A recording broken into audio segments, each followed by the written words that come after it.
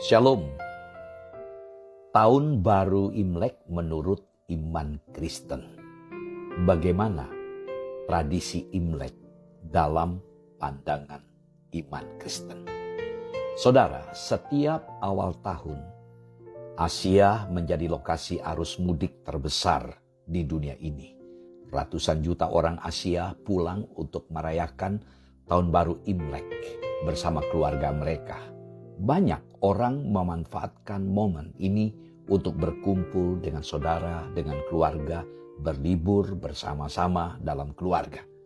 Saudara, tahun baru Imlek setelah dilarang selama kurang lebih 30 tahun dan baru bisa dirayakan secara umum dan terbuka pada tanggal 1 Februari 2003. Presiden Republik Indonesia, Ibu Megawati Soekarno Putri, secara resmi menjadikan hari Imlek sebagai hari libur nasional. Untuk tahun ini, tahun 2023, hari Imlek jatuh pada tanggal 22 Januari 2023 dan pemerintah ikut mendukung acara ini. Imlek atau Xinjia merupakan perayaan tahun baru bagi masyarakat Tionghoa. Menurut National Geographic Indonesia, kata Imlek sendiri berarti Im itu bulan, Lek itu penanggalan yang berasal dari dialek Hokkien. Dalam bahasa Mandarinnya Yinli yang berarti kalender bulan atau lunar New Year. Pada tahun ini dirayakan pada hari Minggu tanggal 22 Januari 2023 dengan tahun Shio kelinci air, di mana secara historis kelinci dikenal sebagai hewan yang paling lembut dalam zodiak China. Menurut SKB, cuti bersama Imlek 2023 jatuh pada tanggal 23 Januari bertepatan pada hari Senin atau satu hari setelah perayaan Imlek 2023. Sehingga libur Imlek 2023 menjadi 2 hari. Luar biasa. Nah, bagaimana pandangan iman Kristen terhadap tradisi Imlek? Ada sebagian orang Kristen menyambut Imlek dengan penuh sukacita, sementara yang lain tidak merayakan sama sekali. Lalu kelompok yang kedua ini menganggap yang merayakan Imlek dianggap kafir, tidak kenal Allah, dan bertentangan dengan firman Tuhan. Nah, saudara, bagaimana Kristen menjawab tentang Imlek? Saudara, dalam Kisah Para Rasul 28 ayat 17 sebagai contoh yang baik untuk kita menelaah, di mana Paulus berkata, saudara, meskipun aku tidak berbuat kesalahan terhadap bangsa kita atau terhadap adat istiadat nenek moyang kita, namun aku ditangkap di Yerusalem dan diserahkan kepada orang-orang Roma. Saudara, konteks perikop Kisah Para Rasul yang kita baca tadi adalah saat Paulus ditangkap, dia diadili dan dianiaya karena memperjuangkan imannya dan memberitakan Injil. Lalu ketika orang-orang Yahudi menyekap Paulus di ayat di atas tadi yang kita baca, ia menyatakan pembelaan dirinya karena ia dikatakan tidak berbuat salah terhadap adat istiadat Yahudi. Jadi saudara, Paulus sendiri masih menjalani tradisi budaya adat istiadat Yahudi. Nah, berkenaan dengan itu, apakah orang Kristen boleh merayakan Imlek? Saudara, Imlek telah menjadi satu adat istiadat masyarakat Tionghoa dan tidaklah salah mengikuti budaya yang baik. Yang perlu diperhatikan adalah jangan menjalani ritual mistis sehingga kita melanggar prinsip-prinsip Alkitab. Maknailah budaya dengan baik dan santun tanpa melanggar firman Tuhan. Itu prinsip dalam merayakan atau menjalani budaya dan adat istiadat. Hidup bermasyarakat dan hidup bergereja secara umum di Indonesia adalah dua hal yang sulit dipisahkan, saudara. Kebudayaan mempengaruhi hidup kekesenan. Perlu disadari bahwa manusia tidak hidup sendiri di dunia di mana ia terbebas dari segala nilai dan adat istiadat dan bisa berbuat apapun sesukanya, sebab sebagai makhluk yang tinggal di dunia ini, manusia selalu berinteraksi dengan sesama. Richard Niebuhr dalam bukunya Christ and Culture memaparkan 5 alternatif pendekatan antara Kristus dan kebudayaan. Pertama, Kristus menentang kebudayaan. Yang kedua, Kristus dari kebudayaan. Yang ketiga, Kristus di atas kebudayaan. Yang keempat, Kristus dalam ketegangan paradoks dengan kebudayaan. Yang kelima, Kristus mereformasi kebudayaan. Saudara, di antara semua opsi ini yang terakhir adalah yang paling dapat menjelaskan pandangan Alkitab secara lebih komprehensif dan konsisten. Saudara, Allah menciptakan manusia menurut gambarnya, sehingga manusia memiliki potensi untuk menciptakan dan mengembangkan kebudayaan. Ketika dosa mulai masuk ke dalam dunia, seluruh elemen kehidupan manusia, termasuk kebudayaan, menjadi tercemar oleh dosa. Pemulihan sejati atas kebudayaan hanya dimungkinkan melalui penebusan Kristus Yesus di atas kayu salib.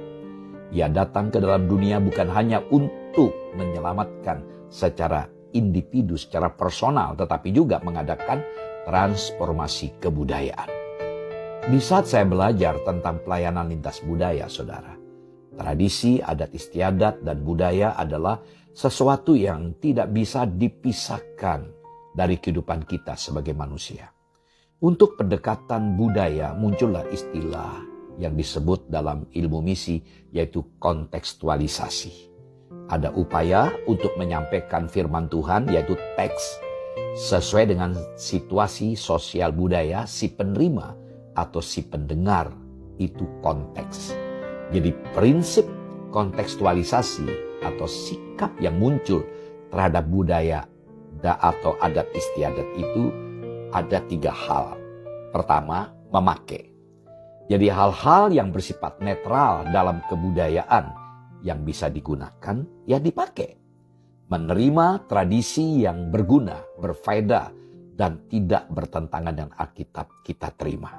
Yang kedua, mengubah. Jadi mengubah unsur-unsur yang bertentangan dengan firman Tuhan. Mengubah tradisi dengan memberinya isi atau makna yang baru. Yang ketiga, membuang. Jadi memakai, mengubah, membuang.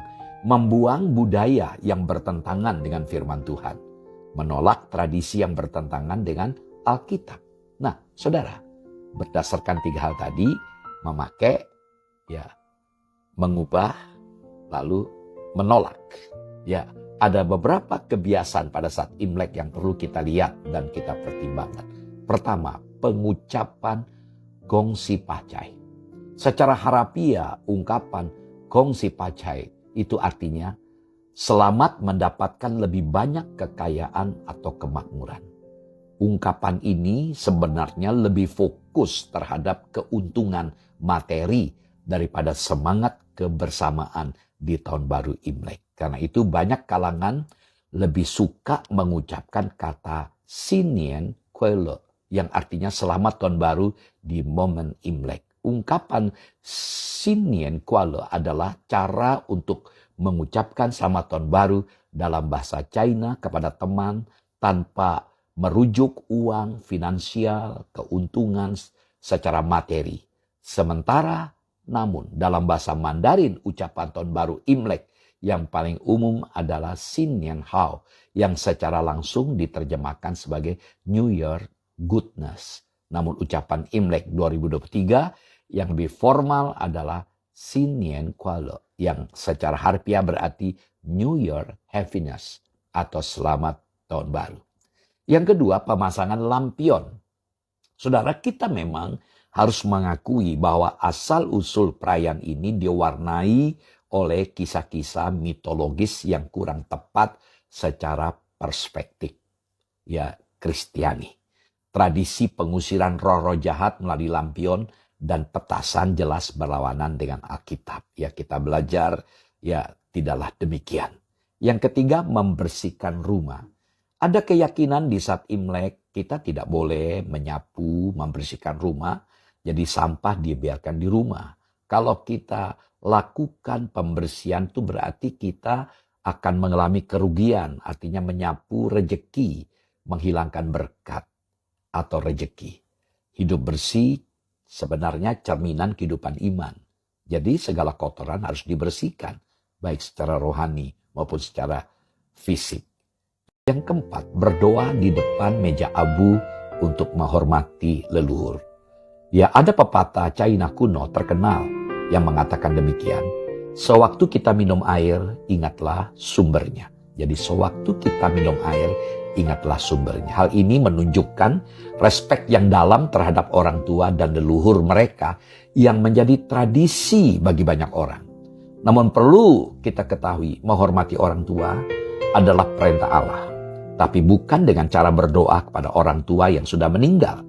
Sebab doa hanya ditujukan kepada Allah di dalam Kristus. Hormati orang tua selagi hidup dengan memberi hal yang terbaik bagi mereka. Ungkapan hormat kepada orang tua ialah pada saat mereka hidup. Artinya, dalam kehidupan di bumi seorang anak haruslah berbakti dan merawat orang tua dengan cinta kasih. Inilah yang harus direfleksikan dalam iman Kristen bagi seorang Tionghoa, yang mana penghormatan pada leluhur bukan hanya ketika mereka sudah tiada, melainkan ketika mereka masih ada. Yang kelima, makan bersama dan berkunjung ke keluarga. Ini adalah tradisi yang sangat baik ya untuk memelihara kerukunan dan keakraban dalam keluarga di tengah-tengah dunia yang sangat individualistik ini, di mana dunia sudah merasa aku dan orang lain tidak dibutuhkan. Istilah lulu gue. Nah, Imlek adalah kesempatan untuk kita berkumpul dan saling memulihkan.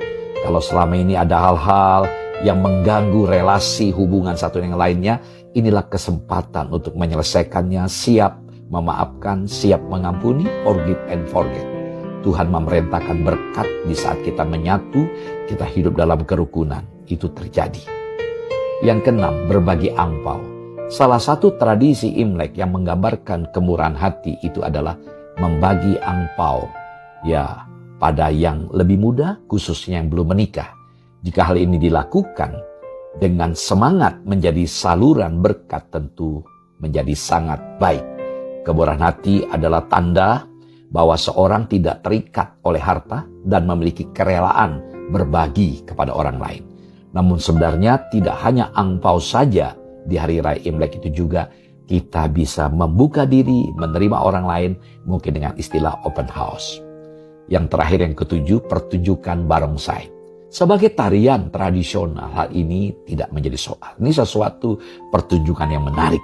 Sarana pertunjukan ini bisa digunakan sebagai refreshing, sekaligus menikmati kebersamaan dengan penuh canda. Tetapi kekesanan menolak jika hal ini disertai dengan ritual yang bersifat magis, yang mengundang dan menghadirkan roh-roh atau kuasa-kuasa lain yang di luar Tuhan. Acara ini semata-mata sarana untuk pertunjukan yang sehat, tentu secara rohani, menyatakan kebersamaan sekaligus menyatukan dan memberikan penghiburan. Akhirnya saya mengutip pernyataan firman Tuhan dalam 1 Korintus pasal 10 ayat 31. Aku menjawab, jika engkau makan, atau jika engkau minum, atau jika engkau melakukan sesuatu yang lain, lakukanlah semuanya itu untuk kemuliaan Allah. Artinya, apapun yang kita lakukan, semua ditujukan kepada Allah. Tuhan saja dipermuliakan, soli Deo gloria. Nah, saudara, dalam hal adat istiadat, ada banyak hal positif dan ada juga yang negatif. Saudara, mari kita merayakan Imlek dengan ucapan syukur, karena pada momen ini keluarga bisa berkumpul. Memelihara budaya adalah baik, dan jangan sampai orang-orang Tionghoa kehilangan identitasnya, prinsipnya. Apapun budaya yang melahirkan kita, peliharalah. Karena itu bisa menjadi jalan yang baik untuk bersaksi kepada orang-orang sedaerah. Namun, ketika berbenturan dengan prinsip-prinsip Alkitab, maka kita harus tetap menjunjung tinggi Alkitab. Selamat Tahun Baru Imlek. Tuhan memberkati. Shalom.